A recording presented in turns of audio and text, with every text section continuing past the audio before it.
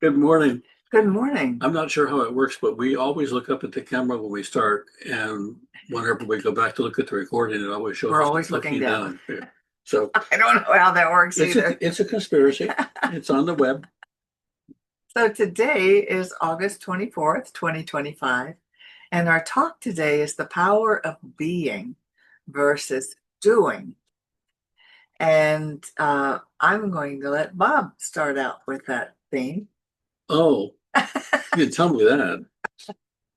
Well, it looks to me from where I'm sitting anyway in my life that we spend an awful lot of time believing that who we are is related to what we're doing, and we often assess our value in relationship to what have you done lately, what have you done today.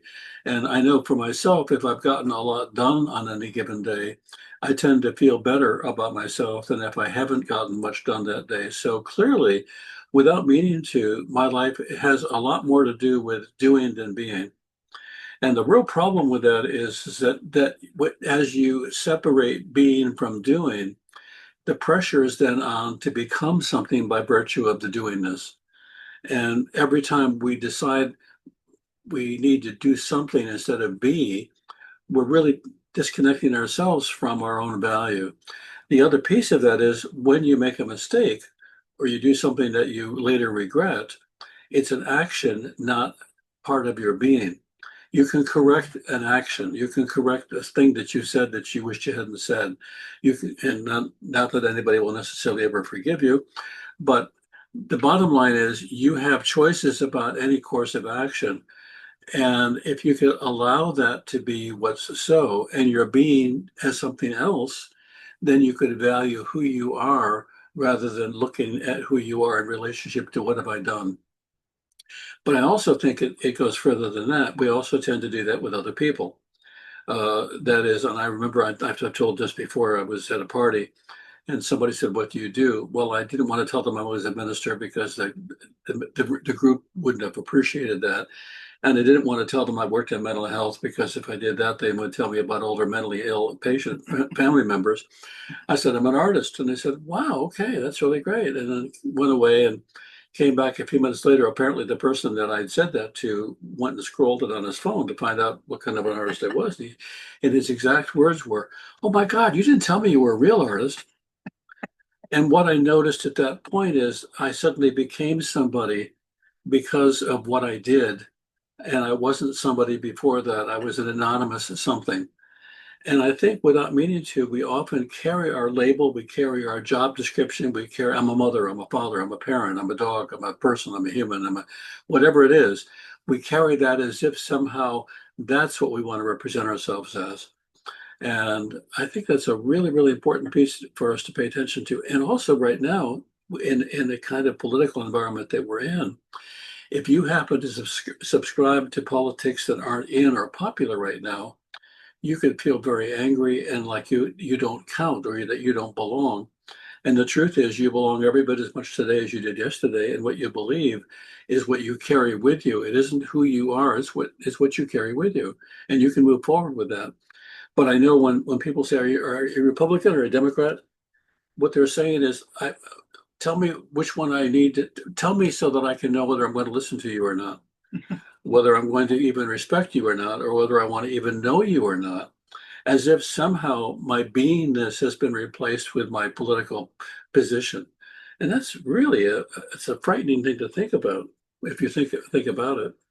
I think it's a really important topic. As a matter of fact, I received it in my meditation guidance yesterday. Essentially the same thing. Um, I have a procedure that I now use for meditations because it helps me if it's going to be a short meditation or a long meditation. And it was recommended by, another teacher. And the process is you prepare for a meditation, but then the question you ask yourself is, what do I need to know today? And that will serve you even for a 5-minute meditation. If you don't have long to meditate, you'll get an, or at least I get an answer. And sometimes I meditate longer and sometimes I don't. But the message I got yesterday was you need to spend more time appreciating yourself for the kind, caring person you are, and not what you got achieved today. Because I tend to do that. You know, it was a good day if I got a lot accomplished. It's a worthless day if I didn't get much done. And that's a real judgment on us that has nothing to do with who we are being with other people and with ourselves. Mhm. You know, because how you are with yourself, you can beat yourself up and push yourself. I have a really strong pusher that next, you know, and I often have a big to-do list in my mind that I that if I don't get it all done in the day, I feel like I haven't done uh, well enough. And so my guidance, it went on after that and said, you know, you really need to quit pushing so hard to achieve your daily goal list and appreciate who you are. So, and I think that's true for all of us. And you know what? We're even easier to live with Mhm. when we're not making ourselves miserable because we haven't achieved what we thought we should achieve for the day. So I'd like to tie those two together. And you are a creative being. When I say you're a creative being, I mean you're literally creating how you are in the world, how you see the world, how you participate in the world, how you experience your spirituality, your physicalness. You are creating literally moment by moment the world you're living in. What you are doing is an opportunity for you to decide how that creative expression will filter through or be expressed in the doing. So doing is an opportunity for us to express who we are and what we think and how we feel and how we experience the world, but it doesn't become us. And I think that's what's really important. As an artist, I know when I create something that's new and I'm excited about it and I think it's very beautiful, it's still something, it reflects how creative I am. It is not me. And I don't become a better person because I created a fine piece of art, and I don't become a better person because I didn't, or a lesser person because I didn't. And so, looking at your moment to moment living and saying to yourself, how will I express my creative expression? How will I be a creative expression for good in this universe that I'm living in and creating? And how do I want to do that? Is I think more valuable than have I gotten my to-do list done? Whatever you have to do, you'll do as creatively as you decide to be creative. And I say creative, imagine yourself being a rich, wonderful, enlightened, awakened human being approaching the next thing rather than if I had any value at all, or if I have any value at all, it'll show up when I get this thing done. And for some people, Mhm, it's mhm. like they're invisible until they have something to show for. What have you got to show me for what you've done today? Well, I think we're raised that way Oh, too. we You are. know, We are. we're born Don't, blank slates, and yeah. there's so much to learn. Don't show me who you are. Show me what grade you got. Right, and you're always being pushed Yeah. to learn this and learn the next thing and learn the next thing, and so we really get trained into becoming human doings instead of human beings. Yeah. I know it's an old topic and we've covered it many times before, but I think it's a topic it never gets old from the point of view that we need to constantly deal with it. It's real. That we're constantly in a situation where are we first in line, second in line, or are we not in line at all? Mm.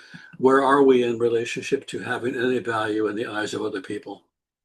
And unfortunately, that has an impact on us because we often then don't value ourselves. I was we saw a movie years ago. Robert Redford starred, and he was going to be the new warden for a prison. And so who he was going to be was the warden. That was what he was hired to be. But nobody knew that. He came in as a prisoner, and he came in to experience what prison was like for the prisoners as a prisoner. And he heard things and saw things and knew things as a result of that that he couldn't have seen, known, or heard. One, if he'd been identified as the warden, but two, if he identified himself as the warden. And so the way he identified himself opened him up to the world around him in a way that allowed him to change that experience, to be valuable in that experience. So we want to be careful when we define ourselves. We don't define ourselves out of having the experience of life that's possible for us. Right. And so now I'd like to talk a little bit about a fantastic achievement that took 72 years for people doing hard work to I achieve. think you're talking about the 19th Amendment I to the am. Constitution, I am. in which it said nobody will be discriminated on the basis of sex. And For voting. For voting, voting. and I like that because that means I think that means no matter how much sex you have or don't have, it shouldn't have any impact. No, it doesn't mean Right, that. yeah, no, meant gender. But sadly, it did not include all of the female Right, persuasion. right. It excluded Black women and Black men as well, of course. But the interesting thing is this was passed in 1920, and the suffrage movement started 72 years earlier. Women fought for 72 years to get the vote. That's incredible to me. Incredible that it was withheld so long, and incredible that they had such tenacity in their doing, which is also important, and achieving. But it comes up especially now. I keep thinking they must be rumors, but we're hearing noise in the news. No, no, somebody's actually, It really is somebody really, yeah, somebody's somebody, has brought a case to court that she wants to have. Her case is which that is she? it's a woman who wants to have the law revoked, or The amendment, the yeah, 19th yeah, Amendment yeah, revoked. The yeah. women no longer would have the right to vote. I find that hard to believe that a woman is pushing for that. But I'm not going to scare myself into worrying about it. But it's just unbelievable how we can decide who we think should have the right to vote, when often women are more highly educated than men these days. More women are graduating from college than men these days, and it used to be think they used to think that women just didn't know and shouldn't know about those matters. They just shouldn't know. That was not a woman's place to know about those matters. And of course, before that, women were kept down purposely. I think they wanted them to stay home and have babies and nothing else, so they weren't educated. It still happens in Afghanistan In other places, many, and many other places, yeah. places. Hard to believe that. So they're purposely kept at home and under the control of their owners. I've seen women drive, Yes, oh, God forbid they're and given men are the just right to men are drive. by nature just good drivers.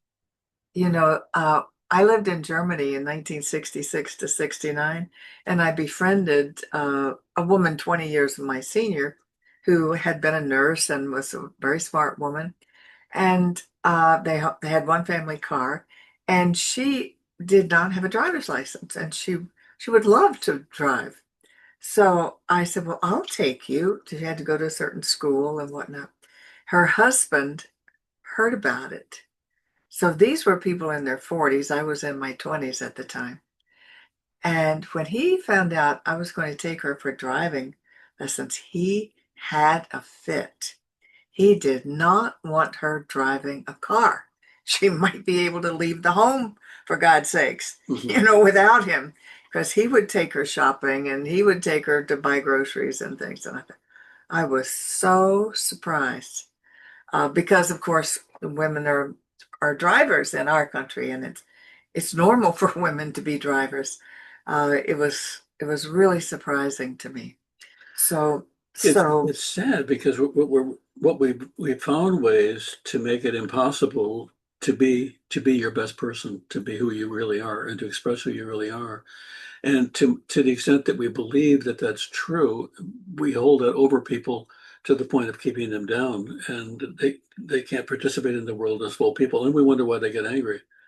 as a matter of fact, I got some ugly feedback for being a minister. Oh yeah. When I was the minister in California. We both were actually, but I was the minister of the Paradise Church, and Bob was the minister of the nearby town, Oroville Church. And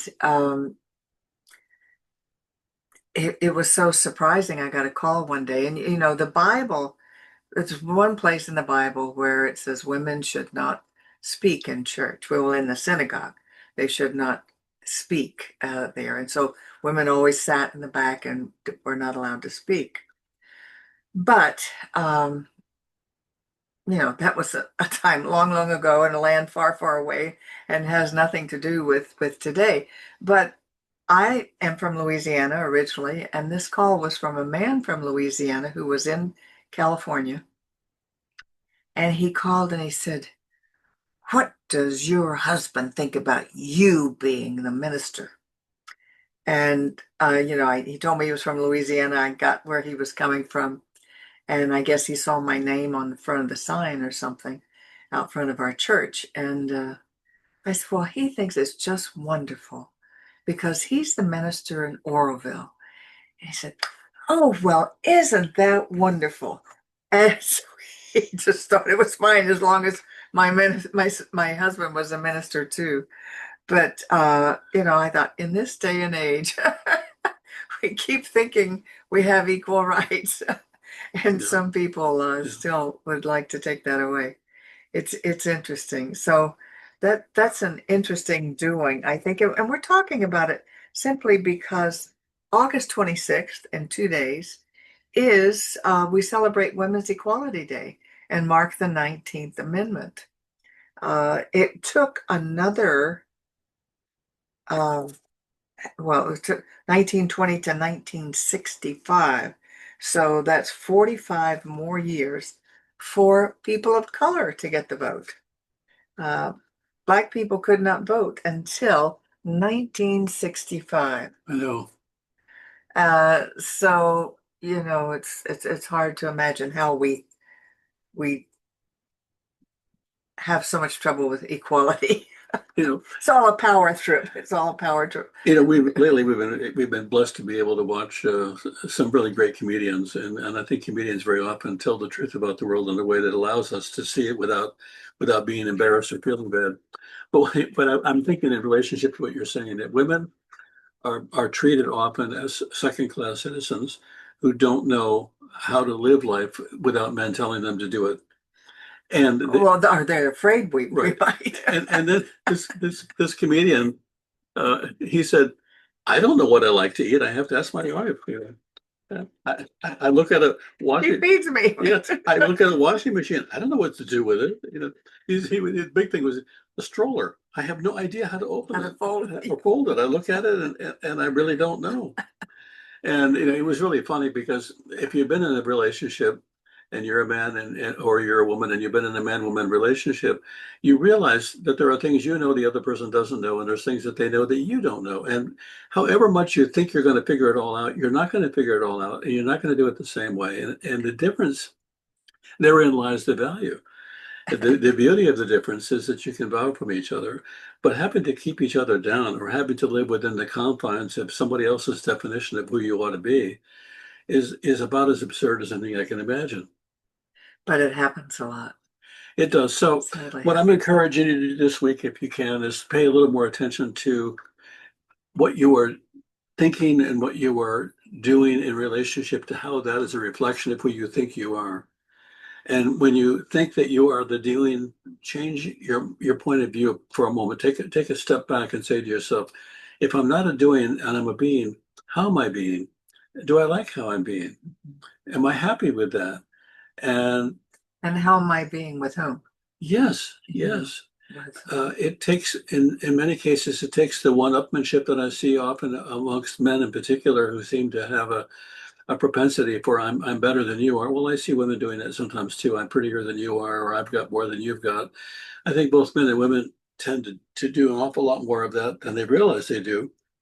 And it's to our own detriment whenever we do that. So if you can, pay attention to the being rather than the doing. Right. And because also you need to pat your own back a Yeah. little bit and, just give yourself credit for being, women are often kind, caring, helpful to each other, and give yourself credit for that. That is a very important thing. What if we didn't have that? Because women are largely the nurturers in the family. They nurture children and I they think we nurture couldn't their do, I don't husbands. think we can do without them. I don't think so either. I kind of like men too. I mean, I don't think we can do without them either. Maybe, But maybe we're both let's important. have a mutual Okay, admiration like, society. it would be valuable. Yeah, Yeah. yeah, exactly, exactly. Well, it's interesting to see around the world, the equality, the inequality, and see what a big deal it is right in Saudi Arabia for women to actually get to drive a car by themselves. Oh my God. They weren't allowed for so long and had to dress in beekeeper suits. So you might be able to see their eyes.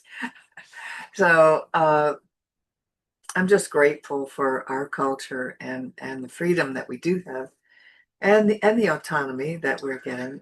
And I think we need to constantly be aware of that freedom and not take it for granted, but to do what we can to encourage it. One of the ways we can encourage it is when we see it being expressed by someone in a way that takes courage to be honest and real, to say, well done. Thank you for that. I appreciate that. Acknowledging other people's expression of their value.